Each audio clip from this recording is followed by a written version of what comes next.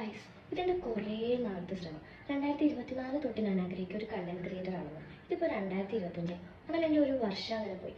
നല്ല നല്ല വീഡിയോസൊക്കെ കാണുമ്പോൾ ഞാൻ എല്ലാം സേവ് ചെയ്ത് വെച്ചിട്ട് ആലോചിക്കും, ഇതുപോലെ എനിക്കും വീഡിയോസ് ഇടണം, പോസ്റ്റ് ചെയ്യണം, അങ്ങനെയൊക്കെ കുറേ ആഗ്രഹങ്ങളൊക്കെ ഉണ്ടായിരുന്നു.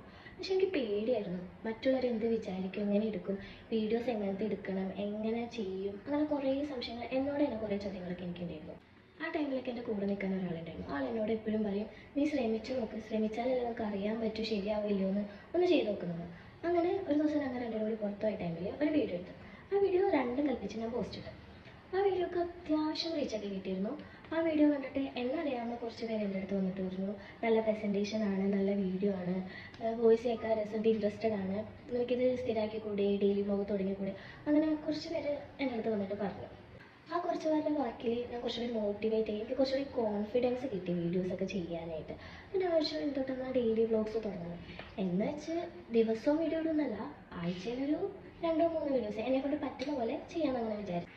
എൻ്റെ വീട്ടിൽ നിന്ന് എനിക്ക് മനസ്സിലായ ഒരു കാര്യം എന്താണെന്ന് വെച്ച് കഴിഞ്ഞാൽ, ഫിനാൻഷ്യലി ഇൻഡിപെൻഡൻ്റ് ആയാലേ കുറച്ചും കൂടി ഫ്രീഡം വീട്ടിൽ നിന്ന് കിട്ടത്തുള്ളൂ. എന്ന് വെച്ച് കഴിഞ്ഞാൽ ഇപ്പോൾ എൻ്റെ ചേച്ചി പണ്ടെന്ന് വെച്ചാൽ എവിടെയും പോകണമെങ്കിൽ അമ്മ പോയിക്കോട്ടെ, അങ്ങനെ ചോദിച്ചായിരുന്നു പോയിക്കോട്ടിരുന്നത്. അപ്പോൾ ചേച്ചി വർക്കിനെ അറിയാം, പിന്നെ ജസ്റ്റ് പറയാം അമ്മ ഞാൻ പോകുക എന്ന് പറഞ്ഞു കഴിഞ്ഞാൽ അപ്പോൾ തന്നെ വീട്ടിൽ നിന്ന് വിടും, അങ്ങനെ പ്രശ്നമൊന്നുമില്ല. എനിക്ക് മനസ്സിലായി, ഫിനാൻഷ്യലി ഇൻഡിപെൻഡൻ്റ് ആയാലേ വീട്ടിൽ നിന്ന് കുറച്ച് ഫ്രീഡം കിട്ടത്തുള്ളൂ. നമ്മുടെ കൂടെ നിൽക്കാൻ എന്തായാലും എപ്പോഴും ആരെങ്കിലുമൊക്കെ കാണില്ലേ, എല്ലാവരെയും ബോധിപ്പിച്ചെന്തായാലും നമുക്ക് ജീവിക്കാൻ പറ്റില്ല. അപ്പോൾ പിന്നെ എല്ലാവരും ഇത് നോക്കി നിന്ന് കഴിഞ്ഞാൽ നമുക്കൊന്നിനും ജീവിതത്തിൽ രക്ഷപ്പെടാൻ പോലും പറ്റില്ല. നമുക്ക് പറ്റുന്ന പോലെ നമ്മൾ ശ്രമിച്ചാലേ നമ്മുടെ ജീവിതം നമുക്ക് മുന്നോട്ട് പോകാൻ പറ്റും. ഇപ്പോൾ ഞാനിതൊക്കെ പറഞ്ഞു വെച്ചാൽ എൻ്റെ ലൈഫിൽ ഇപ്പം തന്നെ ചേഞ്ചസ് ഉണ്ടാവണമെന്നല്ല, എന്നാലും ചേഞ്ചസ് ഉണ്ടാവണ വരെ ഞാൻ ശ്രമിച്ചുകൊണ്ടിരിക്കും. അതാണ് ഉദ്ദേശം. Do it guys. നിങ്ങളെക്കൊണ്ട് പറ്റുന്ന പോലെ നിങ്ങളെല്ലാം ശ്രമിച്ചു നോക്ക്, എപ്പോഴെങ്കിലും എന്തെങ്കിലുമൊക്കെ ശരിയാവും.